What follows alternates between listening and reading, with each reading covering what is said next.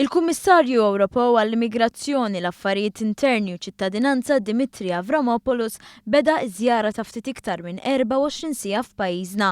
Mal-wasla tiegħu intlaqa mill-Ministru għall-Intern Carmelo Abela fl-Ajruport Internazzjonali ta' Malta. Ftit wara Avramopoulos kellu laqa mal-Ministru għall-Affarijiet Barranin George Vella.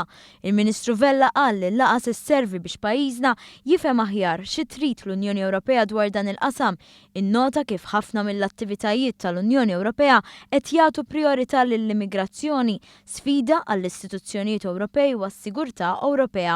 Vella saħaq li l-Presidenza Ewropea għadba bogħod se tkun fi żmien li l-Unjoni Ewropea trid tieħu deċiżjonijiet kruċjali.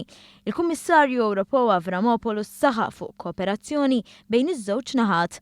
Qal li r-riżultat li ħareġ mill-Valletta Summit se jibda jara l-frott fi ftit xhur.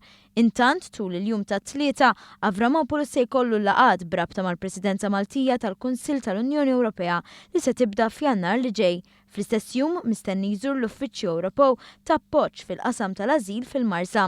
Fl-aġenda hemm ukoll laqgħa formali mal-Ministru għall-Intern Carmelo Abela li ma' Avramopoulos se jiddiskuti l-prijoritajiet tal-Presidenza Maltija fil-qasam intern u triq il-qudiem dwar l-immigrazzjoni u l-ażil.